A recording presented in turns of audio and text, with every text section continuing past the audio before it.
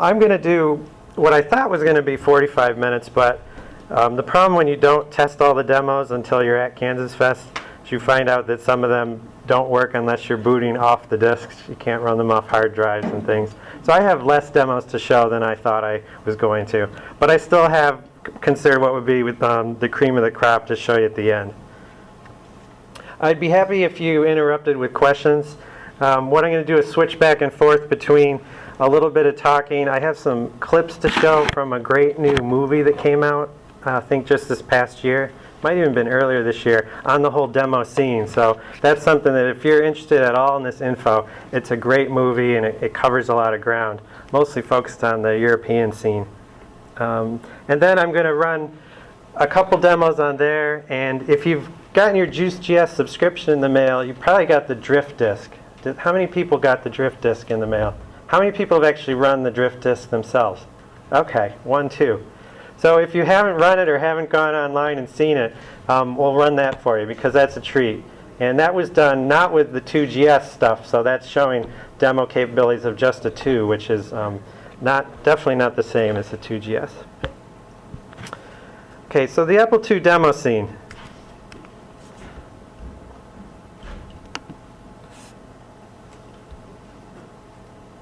Okay, what's a demo not?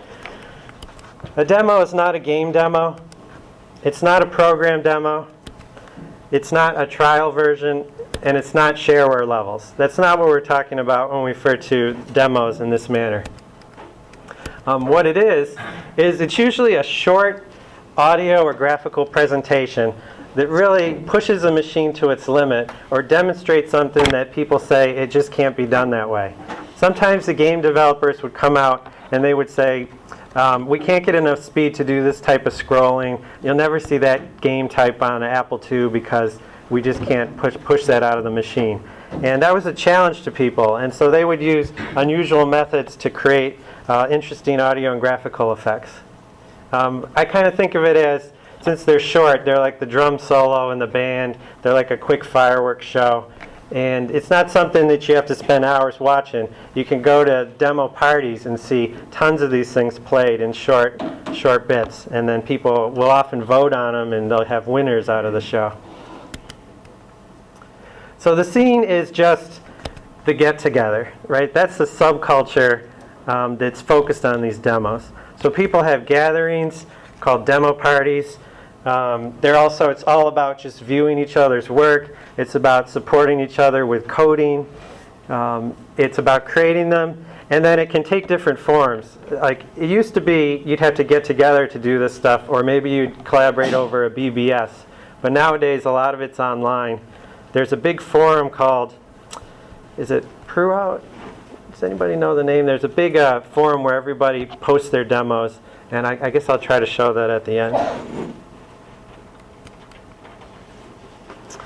Okay.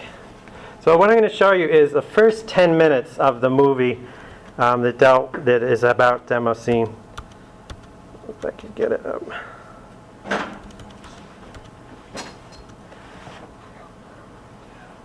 Okay, it's called Mole Man 2. The accent used, I almost think that they also use the computer voice to narrate it. But it does have a, I believe, Hungarian accent. So there is subtitles going on if you're not sure what they're saying. So it's about 10 minutes long.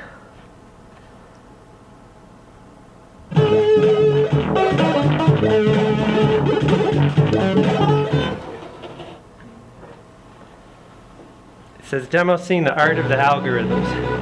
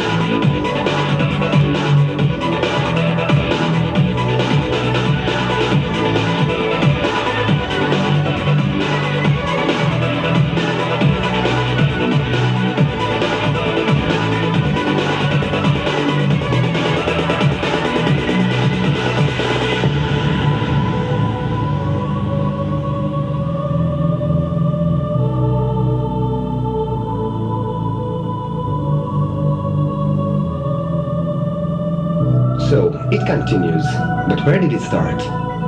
Independent artists, sportsmen outside the law, the colorful culture of the city has become a platform for a variety of forms of self-expression.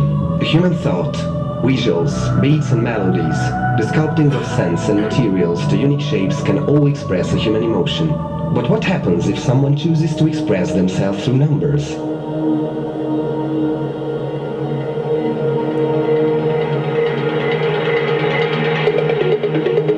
In the 1980s, something changed the world forever. Computer technology, mostly due to the appearance of affordable Commodore 64s, entered households worldwide, providing the opportunity for everyone to create digital art. But existing art forms weren't the only ones to be re-implemented on these computers. Brand new forms of art also appeared, once thought to be impossible up to that point. Computers provided an opportunity for the creator to produce visuals and sound effects and combine them to create the ultimate audiovisual experience by using only the language of mathematics and writing program code without physical interaction. As a result of such techniques, demos were born, and with them, the Demoscene subculture.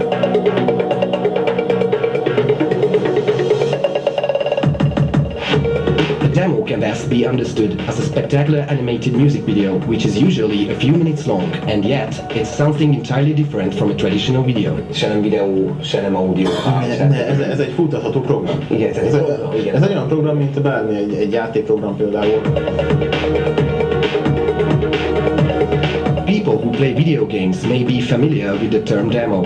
This software, however, should not be confused with the artworks Demosceners call demos. Van a játékdemo. A játékdemo az egy ilyen promóciós verziója egy játéknak, amiben benne van 2 pálya, teszem azt, és nem 200. Egy Demoscene demo az egy művészeti alkotás, és semmi köze nincsen a játékdemókhoz.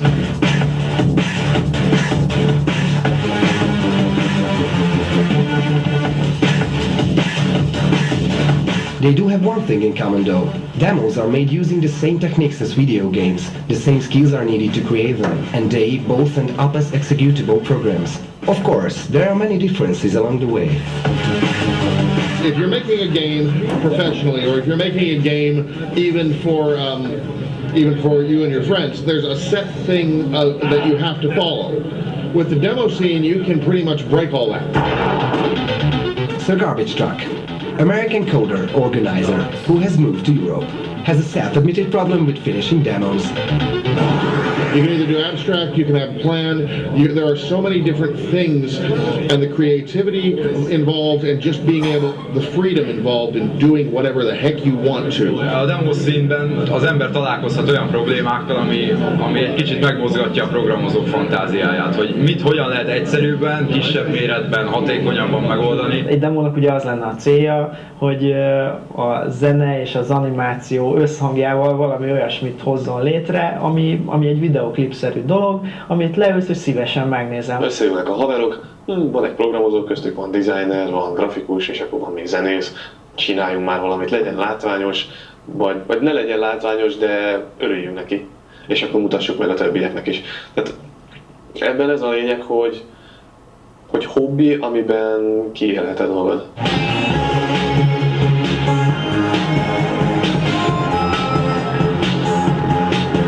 A legtöbb ember ezt nem tanulta sehol, sőt szerintem nem hiszem, hogy valaki is tanulta volna ezt, tehát itt mindenki autodidakta módon tanult meg programozni, rajzolni, zenélni. Szóval ilyen szempontból ez egy naív művészet. Önmagában a Demoscene-nek a mai világban csak úgy, mint azon kívül, hogy művészeti önkifejezési eszköz, így sok értelme valószínűleg nincsen.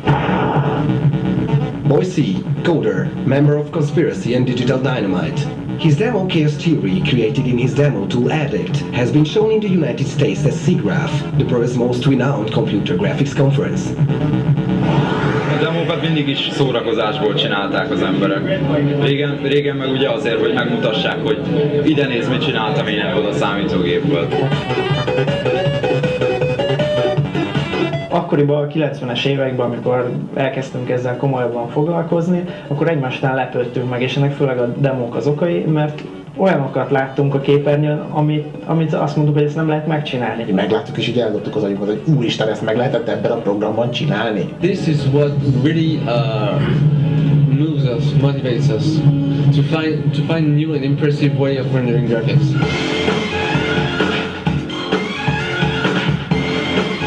The similarities don't end there. The birth and eventual popularity of the Demoscene can be largely attributed to the appearance of computer games, the removal of their copy protection, and their subsequent distribution.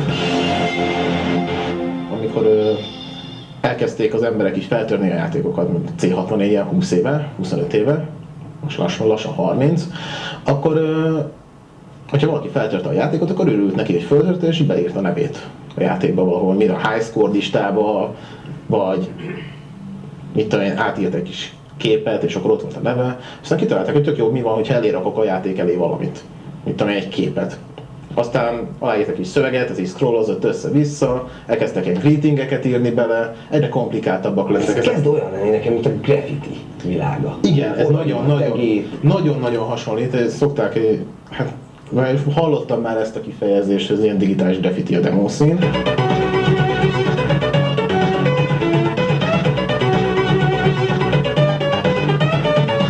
Gyakorlatilag a feltört játékok elé, aki feltörte, az szeretett odarakni egy ilyen kis, akkor már intro, crack throw-nak hívták.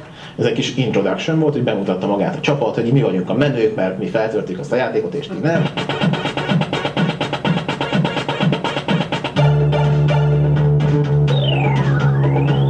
És akkor persze kialakultak ezek a csapatok, és nem csak a játékok feltörésében indult el a versengés, hanem abban is, hogy ki tud jobb és szebb ilyen intrókat rakni a játékok elé, és eljutott egy idő után arra a pontra, hogy voltak emberek, akik csak azért játszottak a játékkal, hogy előtte megnézik az intrót.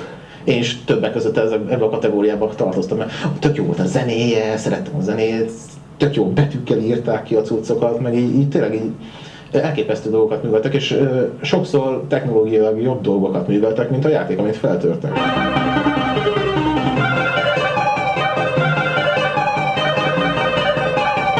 Aztán eljött az a pont, amikor akik ezzel foglalkoztak, annyira megszerették ezt az egészet művelni, és azt mondták, hogy nem kell nekünk a játék, amit feltörjük, csináljuk magában.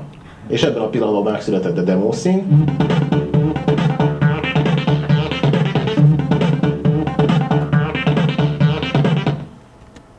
So that was the moment the Demoscene was born. Let's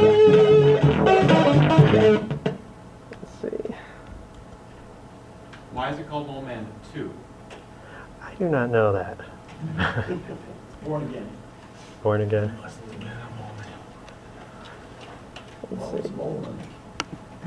You know, I bet it's on the website. Okay.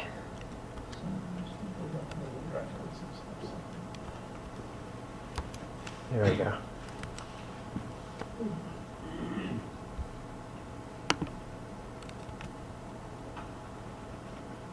Okay.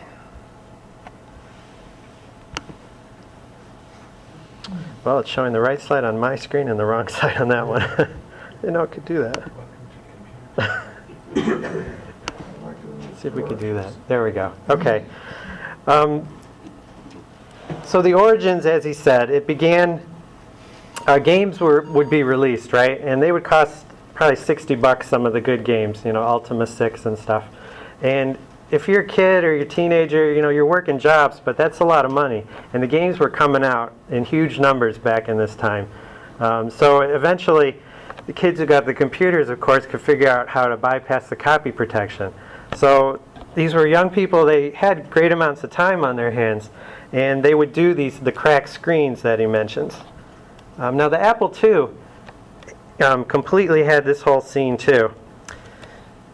I will show you a bunch of the colorful screens. And what they would often do is sometimes you'd have the game screen where it would be the intro to the game, and then they would just add graphics, as he said. They might add scroller boxes, they might add maybe little musical things, and then they would often advertise who did it, and they would get together in groups to see who could outdo the others. So you'd see groups formed up, and they would also give props to their friends. So you'll see them thank different people. And then they'd even publish pirate bulletin board numbers right on the screen. So these were complete phone numbers with area code, and you would dial into them, I guess, at night. I'm sure sometimes by the time this was released, those numbers might have been changed. I don't know. It was such a subculture that maybe other people didn't care about it. Like the Arctic Fox, brought to you by the Hitman and the Necromancer. Red Sector A, got area codes. The Two Knives Tan, the Talisman. So they'll be they'll be giving shout outs to their friends. I don't always know whether these are completely redone intro screens or if they're parts of the game, so if you recognize any of them. But cracked by the disc jockey, thanks connection, press O for docs, or 0 for docs. Now a lot of times they put copy protection in the docs, right? You'd have to look up a phrase or a word to continue. So they even had where they would put the whole documentations into the crack screen, or you could bring it up, so they would code it into the game, and you'd be able to bypass the copy protection.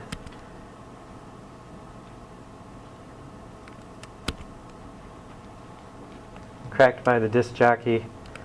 See, the connection and the interrupt are those are probably groups that are producing this rather than the producers of the game themselves. Here's the Bilestowed. Mangrove Earthshoe, I didn't know that the guy changed his name, what John Romero mentioned yesterday. The Dirty Dozen Rules. The Nowhere Man is probably the cracker.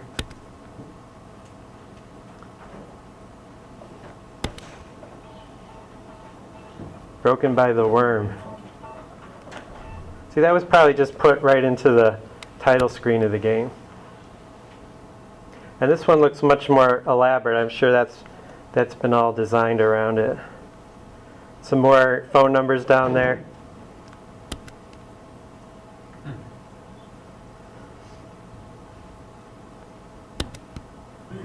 Does anybody recognize this? We saw this last year. Oh yeah. Melissa Barron, this is one of the screens she used to make her jacquard weaving. And she reproduced this on the weave and brought that with her.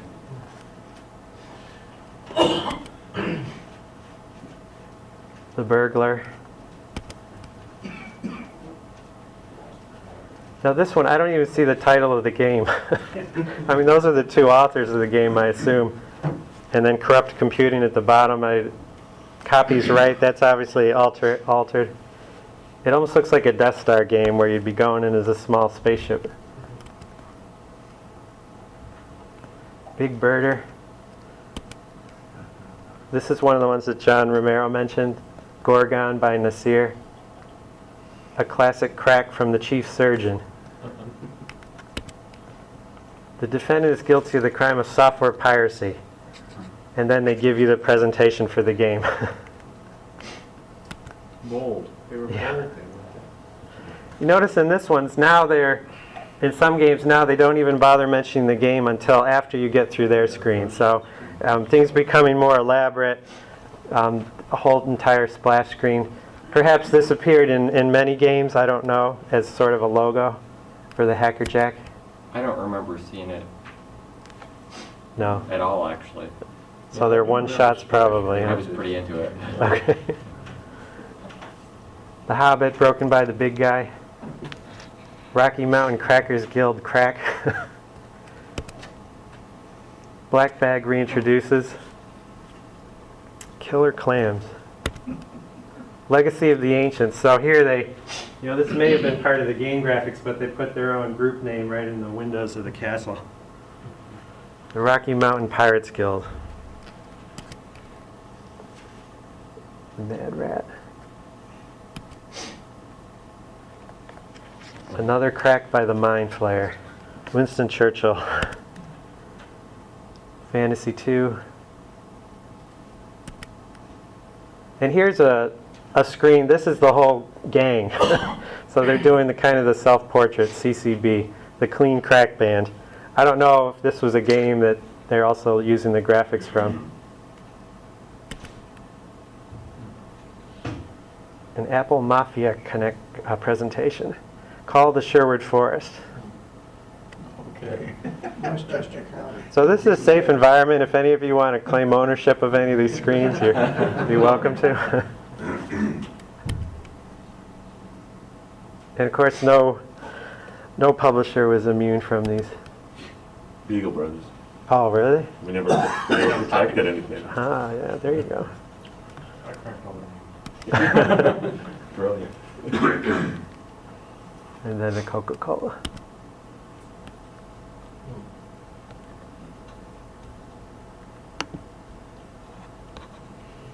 Let's see.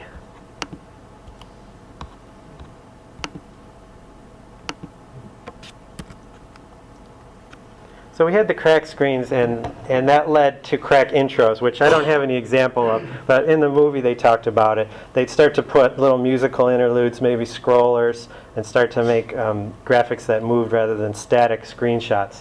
So that started to evolve where people like the demo or the front part better than the game sometime. The game could have been terrible. So as he said, it evolved until where, well, you just do a little short thing and get rid of whatever was behind it. And also a big part of this I've read is that the copy parties that went on, where all these folks would get together and you'd bring all your floppies and everybody else would have their floppies, and just you would swap software. And this could be said once you again get rid of the game part of it, is that people would still want to get together and show off this stuff. So you had these things called demo parties that were born. I don't know how big demo parties were in this country, but they could be huge over in Europe. There's still some that go on that draw 100, 300 people, get together for a weekend, and they'll all bring their machines, and there'll be a whole range of machines, old machines, and a lot of them have moved to PCs now. And then they'll code, and then I think there's a period at the end where you all present your stuff and people can vote on it. So it's definitely a group thing.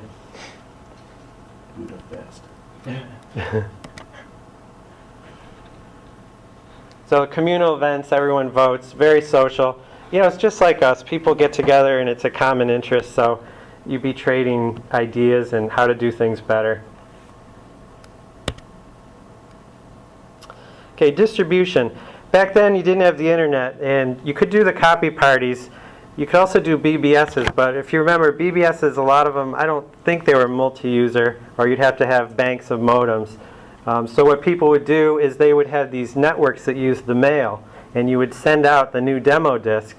People would be called couriers, the same as they might be a pirate courier, where you distribute the cracked software. Well, you might distribute the demo disc to everybody. So I've got just a 2-minute clip from the film that talks a little bit about that.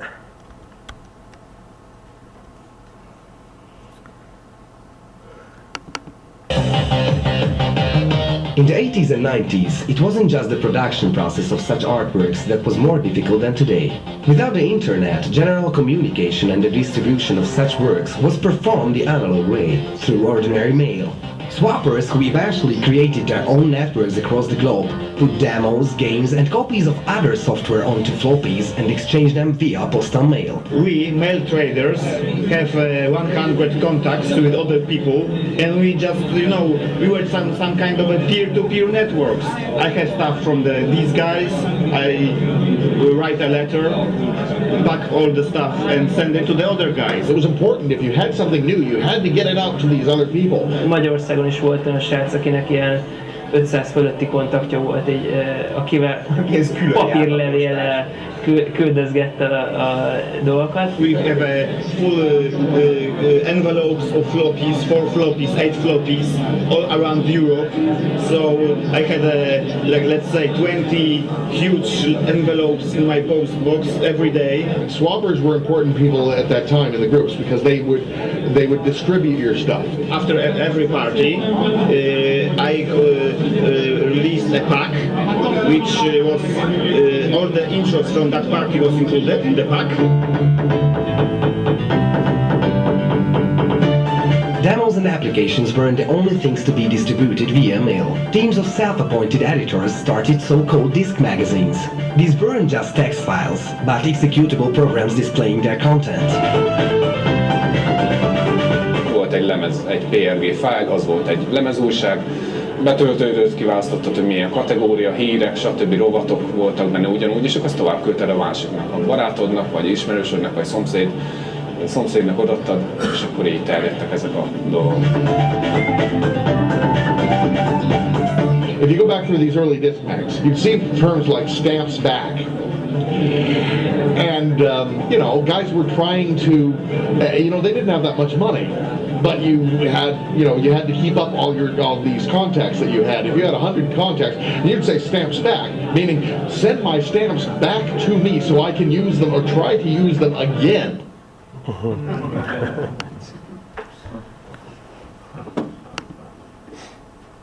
You know, if you think about Uptime and other discs, those were more above board disc magazines. But these magazines he talked about, you know, all the articles in them probably covered the scene itself and talked about the latest things and probably added some of the demos to it. Let's see. So I found some quotes in the forums about what they thought of the Apple II. Now this is not of the 2GS, but you know, where was the Apple II in all this? Well, it didn't have a lot of the graphics and sound capabilities, the first one, compared to these later systems. Now it came out earlier. I mean, this was technology that started in 78, 77. So it's understandable. But, you know, one of the guys, no timers, no interrupts, awful graphics and sound. You can do 1-bit speech and 2-voice music with tight loops, but most attempts sound like crud. The 2GS, of course, rectified a lot of that, and that was when Apple II Demoscene got going a little bit. You had Ninja Force, you had FTA, and a couple others, Brutal Deluxe, that would do things. So now I'm just going to kind of end it with, I got 5 demos to show you. The Brazil and the CDC are Apple II demos, so not 2GS. And then Drift is the great new one that Melissa and Crew and others have collaborated on. GSIRC is a 2GS demo, and Mega Demo is kind of the big cream of the crop. That one I've got on a YouTube video, and it's kind of long, so I'll probably just leave that running to use up the rest of the time. So let's switch over to the Apple II. So I'm using the CFFA card, and I've loaded up a bunch of the demos on the USB stick, which is very handy for quickly being able to experiment with these things. Because what you find is that, well, what I find when you don't plan far enough ahead is that they don't run off emulators correctly, they don't run off of hard disks or CFFA cards. So you have to be creative.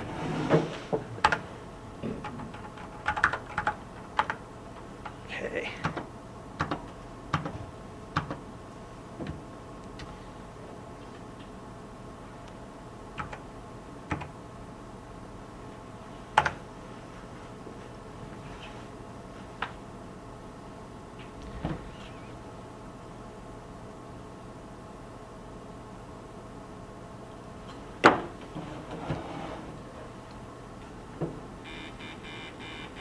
So I don't really have I don't have this amplified, but this one just demonstrates a couple. People are mostly interested in demonstrating techniques with demos. So you have scrolling star field underneath graphics. You had bars that would, I assume they're reacting to the music, so they're programming little things in. You have smooth scrolling, which on some of the machines was, I guess, a challenge to do. And this one is a Brazilian one. And again, it'll just kind of cycle through this, play these tunes, and this is off the 1-bit speaker, so if I had it amplified more, it might be a little more interesting to hear. All Brazil or from Brazil? I thought that this was... Yes. Yes. That's French. It's French. So maybe the movie Brazil came out at the same time, and referencing that. Yeah, you're right. It's definitely French. Yes, how true.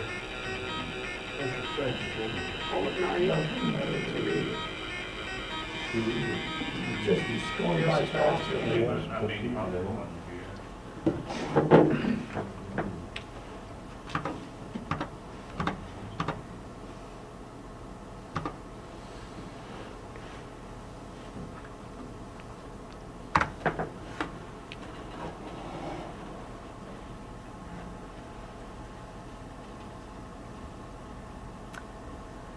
You know, this is, you maybe consider this a simple one, but again, this is on an Apple II, and its main props is it's talking about the smooth scrolling, and then it does color cycling on the top letters. So they built the font they're going to tell you about some of their other demos and the messages, and they also give thanks to some friends. CDC was the group or the author? I don't know. I just assume it was the title of the demo. I mean, a lot of them are named. They sometimes don't explain a lot, do they? Yeah. I bet if you're part of the scene, though, you probably know a lot of this, or you talk about it online. Was this high res or double low res? I could not find that out. It's standard graphics Yes, for us. And I'm not a programmer, so I don't know the challenges. Is this something extraordinary, or was it at the time? We can't do that in BASIC. Yeah. And they call it, as you say, Giga Scroller. So they've used this technique in some of their other stuff. Is this accelerated or is this regular? This is accelerated, actually. Should mention. Yeah, probably be more readable. That's pretty dang good for a standard Apple II. Let's see. So now, that's right, we got to do drift.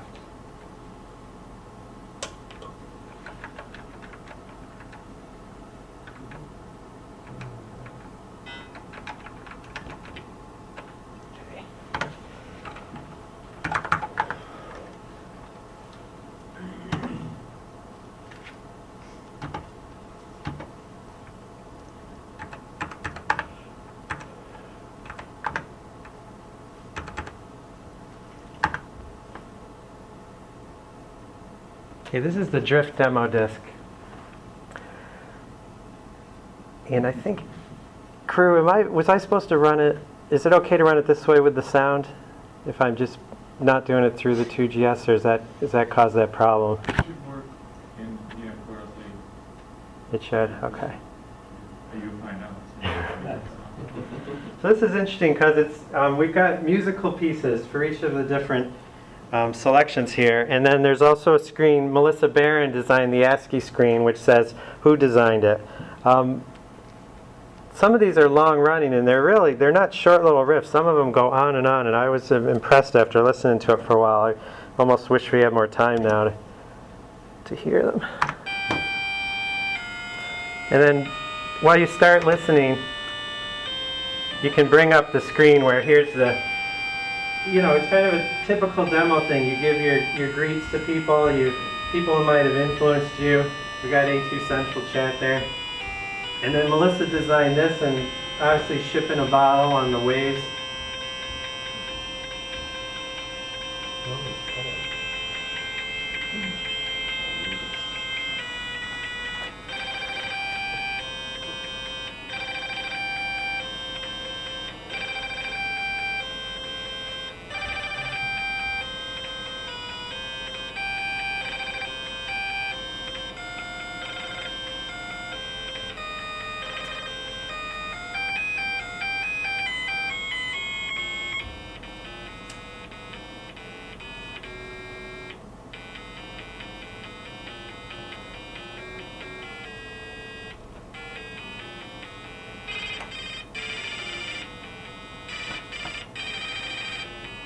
Almost like a little symphony piece. And it hasn't looped or anything. This is all.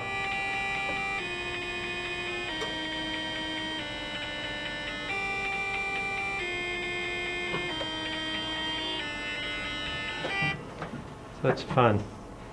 And then we've got each person contributed.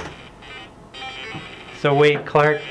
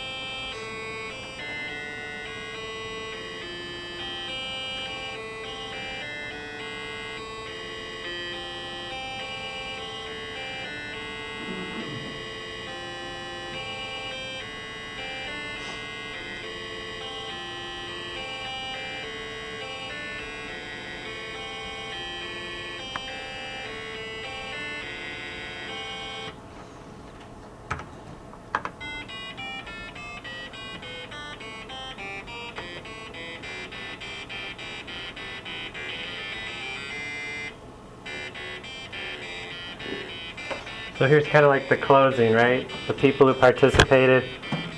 Obviously we had a cross-continental participation. Antoine is over in France. And I'd say that looks like a paintbrush to me on the left. Or maybe a bottle half full. That's what I'm thinking. Bottle half full.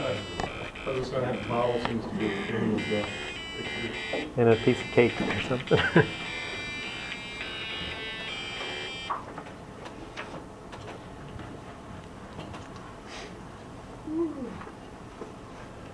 And if you haven't seen, there's one more part to this demo which is really physical. Is it going to show it? Let's see. And I guess Crew told me that Melissa just put this up yesterday, was it? Maybe in celebration of KansasFest. But for the entire month of May, she worked on a limited edition floppy disk sleeves for the Apple II Music Disc Drift. It was released at Pixel Jam 2012, and the floppy disks were released in the June 2012 issue of Juice GS.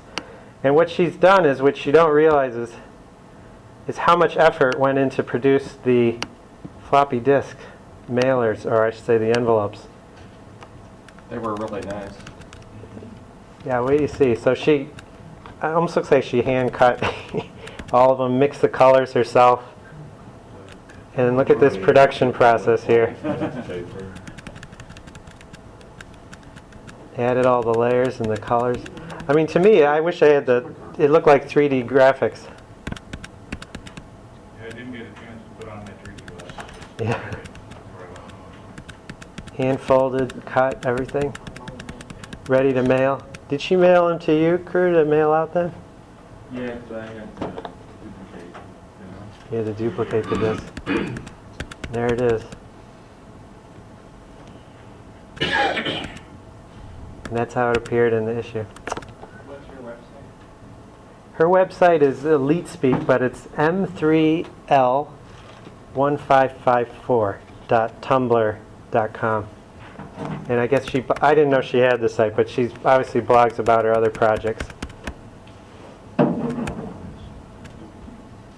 But it might be neat to send her some greetings from K-Fest at some point. M3L. Oh, M3 L1554. Everybody get that? Is that an email? Just do a Google search on her name. There you go. Baron. Isn't the other end supposed to come out? It's charged. Okay. I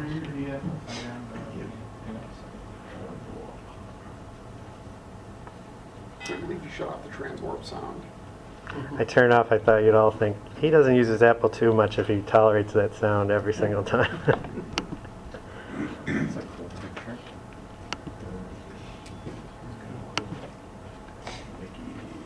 That's Brett Victor's. You could freely download. He has a whole bunch of load startup screens you can pick. Got one of a big tarantula looking right at you.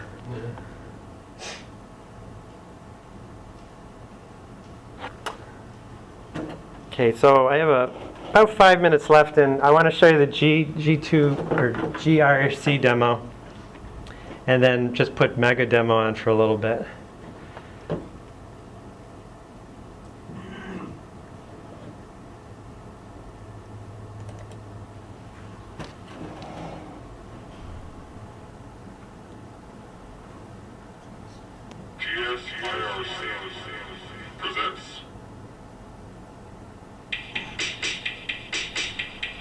So they're using scrolling effects, and what's interesting about this is it's going outside the border that you normally see on the Apple II screen.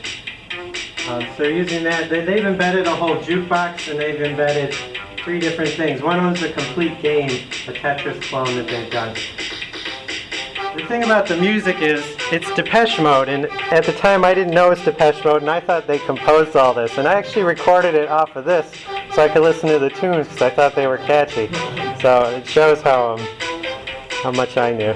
But later on what they'll do is they'll start bouncing the whole scrolling banner up and down. This is a bit sped up, of course, because of the transwarp, but I think it also changes color, so it's kind of neat.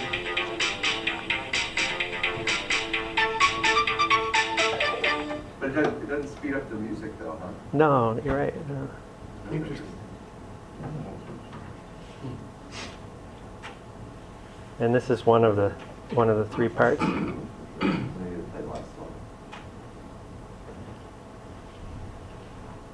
Yeah, maybe.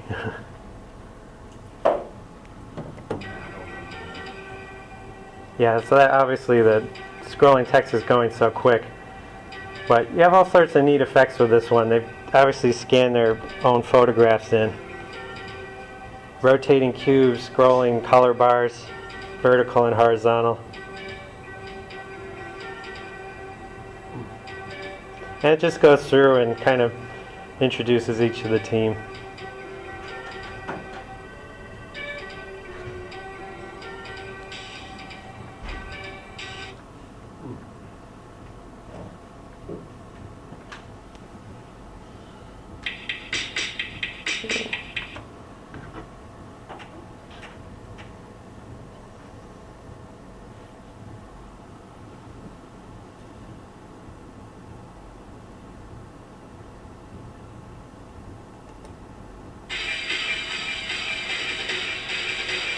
So here again, making, jukebox bars that I assume are reacting to the music.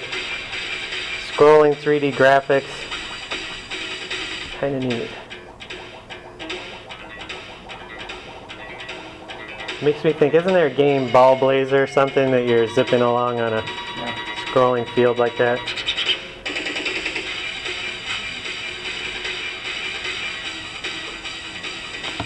So.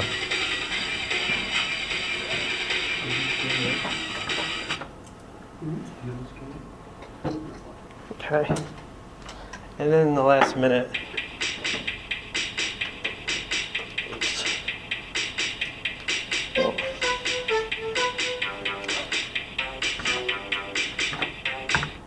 There we go. Okay.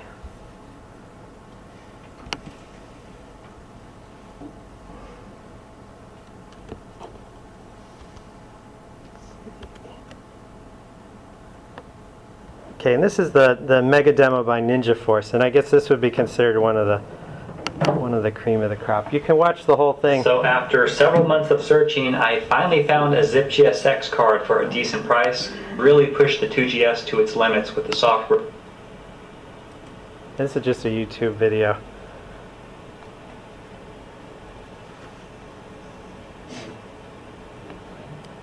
Yeah.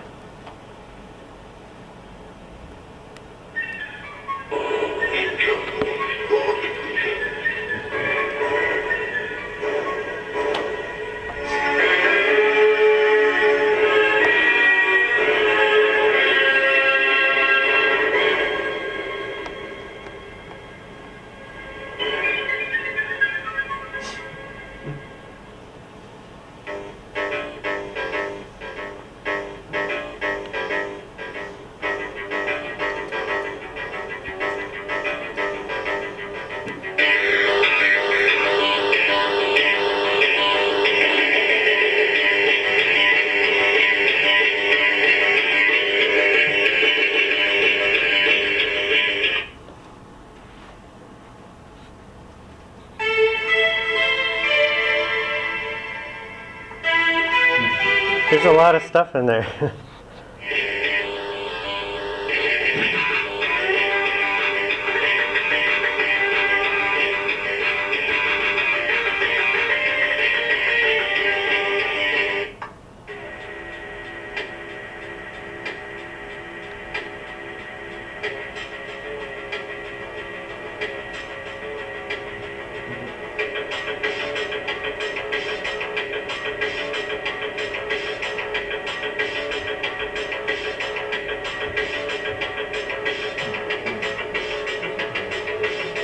So this would have been, I'm not sure if this was 92 or not. But we got a whole thing, green thing.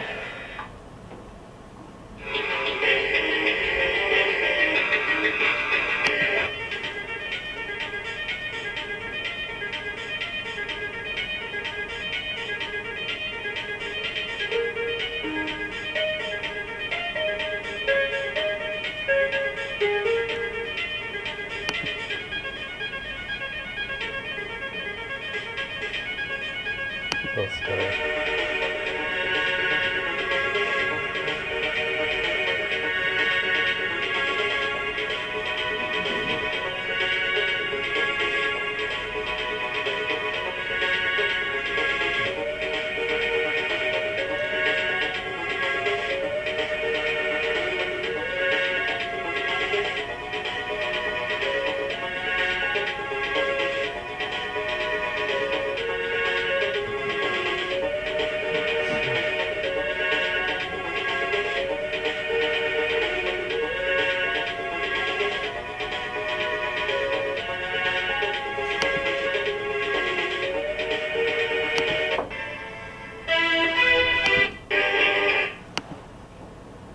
And they have a whole little BBS system. You're like dialing out and breaking in somewhere.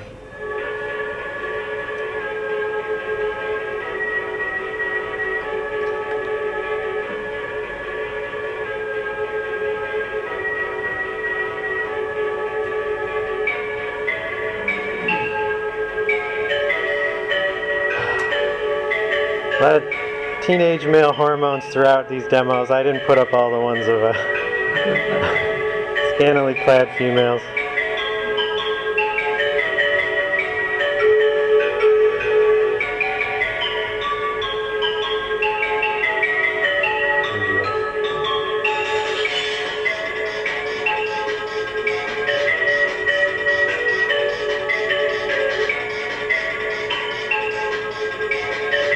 Did you consider this first in-game advertising? The what? I mean, this looks like the BBSs could have contributed their numbers. number as advertising for their product. Right? They may even have been running their own. It's like they were that savvy.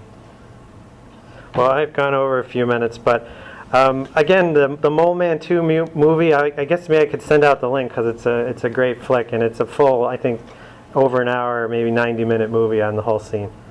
And it's free online. And it's free online. Yep, you can actually download a copy or watch it online. So, Mole Man 2. If you just search for Art of the Demos, Art of Demos, it'll. Is Mole Man a reference to something? Somebody asked that. I'm sure it is. I don't know what it is though. Thank you, Andy. Okay.